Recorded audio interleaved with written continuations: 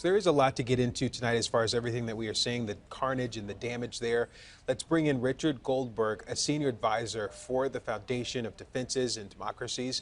Also, you've worked with the National Security Council. Thank you for joining us this evening. How are you?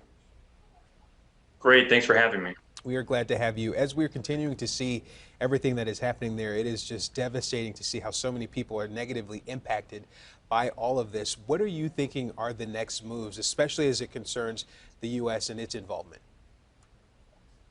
Well, obviously, all eyes now on the President of the United States, a rather historic visit into what is wartime Israel following the horrific massacre we all witnessed last week, and we continue to see the photos and the videos and the stories of survivors now emerging. And I think we're waiting to see what will the president say. Will he give unconditional support to Israel, our democratic ally, right as it's about to launch an invasion potentially to root out Hamas terror infrastructure?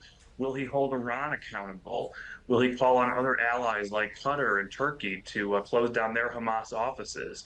So I think we'll see what he does. Obviously, scheduled to go to Jordan as well. I think visit up in the air right now after the misreporting on that hospital strike. So obviously, this is a tinderbox. The Middle East is always a tinderbox. Right now, already ablaze.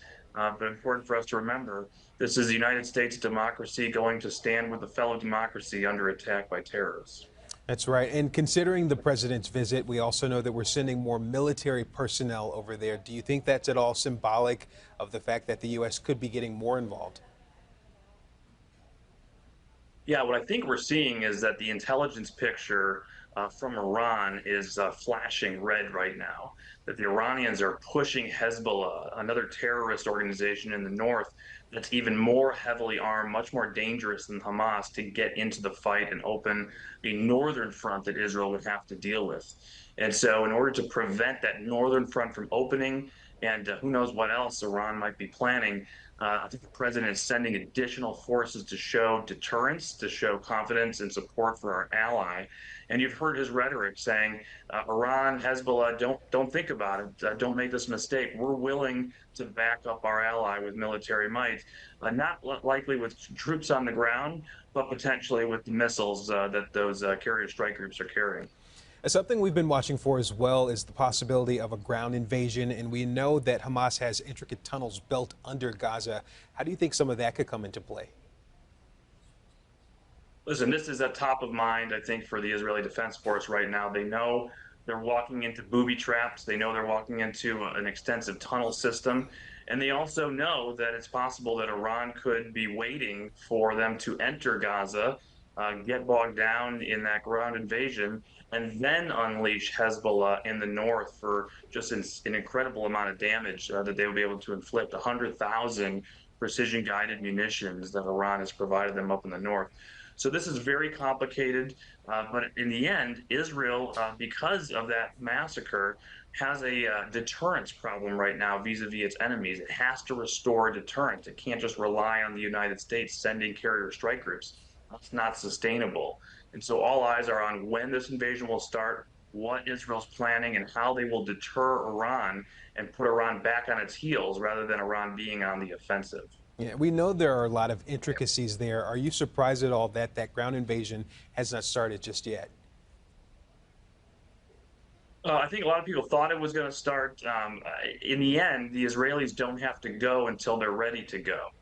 Obviously, there's a question of international support, and we know that there's, media and the United Nations, they never have Israel's side. And so the longer you wait, more of that pressure can build from the Arab street, from the Arab countries and the United Nations. But in the end, from a military perspective, there's no urgency to go today or tomorrow. They should go when they are ready.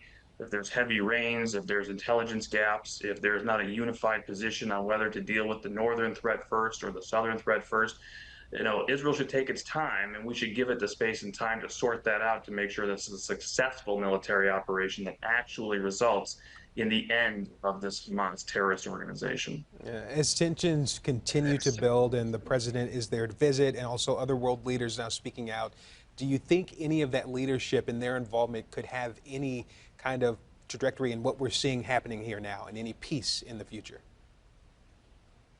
I think so. I think the president's strategy, and we saw Secretary Blinken doing this over the weekend, of meeting with Arab leaders and pressing them and saying, listen, Hamas is not the Arab world. Hamas is not the Palestinian world.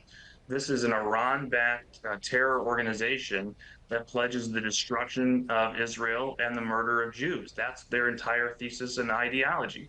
And so, to the extent that there can be steps taken to provide for the humanitarian relief, refugee assistance, et cetera, if Egypt can open that border on the south of Gaza, if some of the Arab countries are willing to step in and take care of the refugee flow, this is a big deal to be able to say you don't have to be against the Palestinians in this conflict. We should be united against Hamas in this conflict. That's really the enemy here, terrorism. And so I do think world leaders speaking out and speaking with Arab leaders in those words can be very helpful to give Israel the space to do what is actually in the Arab world's interest, and that is take care of an Iran backed terror organization. All right, Richard Goldberg, a senior advisor for the Foundation for Defenses and Democracies. Again, we thank you for your time. Thanks for having me.